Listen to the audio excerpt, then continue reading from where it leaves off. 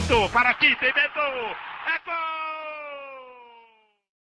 Fala pessoal, beleza? Tite é o novo técnico do Flamengo. Ele vai inclusive dar treinos nesta terça-feira no CT do Ninho do Urubu.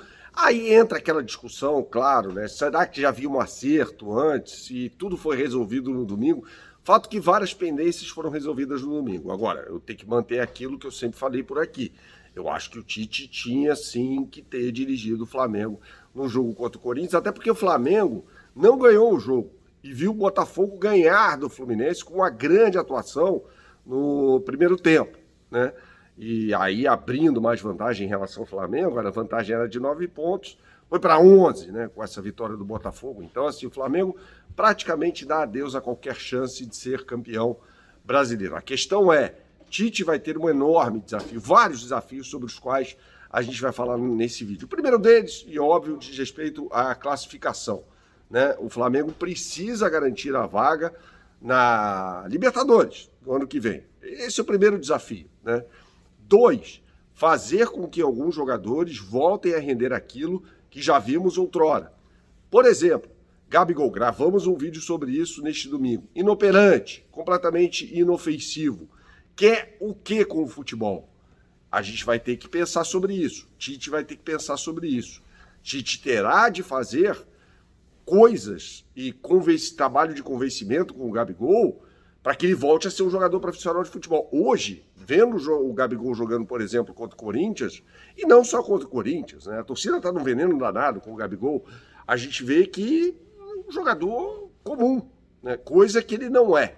Gabigol tornou-se um dos maiores ídolos da história da torcida do Flamengo, muito pelo que fez nas 2 Libertadores que o Flamengo ganhou. Gabigol tem 4 gols em 3 finais de Libertadores, gente, não é pouco. Agora, a temporada 2023 dele foi pífia, foi péssima. Já dá para falar no passado, porque o Flamengo não pleiteia grande coisa nessa temporada. A gente vai voltar a falar sobre Tite por aqui neste vídeo que tem um oferecimento da KTO. Você que gosta de fazer a sua fezinha, não conhece o site KTO.com, meu camarada, você não sabe o que você está perdendo. Entre agora no site KTO.com, faça o seu registro, isso não leva mais do que 1 minuto, e aí você vai colocar o meu cupom, Bernardo. Colocando este cupom, eu lhe dou 20% a mais de bônus em relação ao valor que você depositar. Por exemplo, depositou R$100 para fazer sua fezinha, eu vou lhe dar 20. É evidente que você vai usar esse crédito para fazer a sua fezinha no site KTO.com. E as melhores odds do mercado eu posto diariamente no meu Instagram, no @BernardoAqui. Então você siga-me no Instagram, me siga no Instagram e lá tem nos stories todo dia as melhores odds do mercado. Lembrando que essa semana tem data FIFA, então tem muita coisa para você fazer sua fezinha, não só no futebol, também em outros esportes, se você achar conveniente. Voltando aqui a falar sobre Tite. Como é que o Flamengo vai jogar com um técnico que era o treinador da seleção brasileira e traz consigo a sua comissão técnica, né? Essa é uma coisa muito importante. Os técnicos que vieram no pós-Jorge Jesus ao Flamengo e não trouxeram muita gente, entraram pelo cano. Então o Tite traz o preparador físico, da confiança dele, Fábio Mazeridian, traz Kleber Xavier, Matheus Bach, César Sampaio, são 3 auxiliares, né? E exige, isso é informação, a chave do CT, para tentar fazer algo semelhante ao que fez Jorge Jesus quando chegou ao Flamengo em meados de 2019. A gente vai ver o Flamengo, gente, pouco pragmático. O técnico Tite tem a pecha de ser um retranqueiro. Isso não faz sentido. Tite evoluiu com o passar do tempo.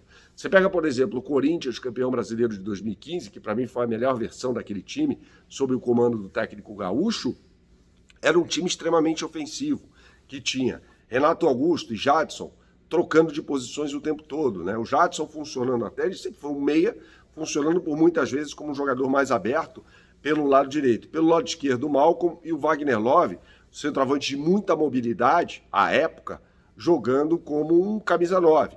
Né? E, inclusive, havia inversões de posicionamento do Jadson e do Malcom, os dois, entre aspas, pontas daquele time. Então, confundia bastante o adversário, né? Com uma variação também pelo lado esquerdo, e aí a gente precisa ver se, por exemplo, o Felipe Luiz vai reformar o contrato dele, renovar o contrato dele. Eu sou contra isso, vocês sabem a minha opinião aqui no canal, mas tinha duas opções de laterais com diferentes estilos para fazer o seu jogo ofensivo. O Wendel era titular, um lateral que ficava mais posicionado atrás, participando mais do processo de saída de bola, dando fundo para o Fagner. O Guilherme Arana já jogava naquele time eventualmente, inclusive tem um jogo fundamental na campanha do Corinthians, no Allianz Parque contra o Palmeiras, um empate por 3-3, em que o Guilherme Arana inclusive faz gol. Aí a gente está falando de um lateral com uma vocação ofensiva muito maior. Então ele pode, por exemplo, se o Felipe Luiz ficar no Flamengo, revezar essa história, né? Colocar eventualmente, dependendo do adversário, o Felipe Luiz como um jogador mais posicionado, fazendo uma saída com 3 jogadores, a chamada saída lavoupiana, né? Isso pode acontecer. Ou então tendo Ayrton Lucas, que jogou barbaridade na partida contra o Corinthians, tendo mais o fundo, tendo mais o corredor pelo lado esquerdo. Bruno Henrique vai ficar? Essa é outra condição importante para a gente poder analisar o que vem por aí no trabalho do Tite. Bruno Henrique pode funcionar como um atacante mais aberto pelo lado esquerdo ou até entrando mais para fazer uma dupla com um centroavante, né? Vai ser o Gabigol, vai ser o Pedro, disso não sabemos ainda. Quem o Tite vai escalar? O Tite vai compor com o Gabigol? Pode ser uma estratégia, até para fazer com que o Gabigol perca aquele ranço que tinha em relação ao Tite. Quando a torcida do Flamengo grita, Tite, vai se feder, o Gabigol não precisa de você, na comemoração do título do Flamengo da Libertadores de 2022, Gabigol fala, a minha seleção é o Flamengo. Então tem um nó para desatar aí, né, no relacionamento com o Gabigol. Eu imagino que o Tite, por ser até um apaziguador, vai compor com o Gabigol e colocar o Gabigol para jogar mais. Mas qual vai ser o posicionamento do Gabigol? E outra, qual vai ser o futebol do Gabigol que não está jogando absolutamente nada?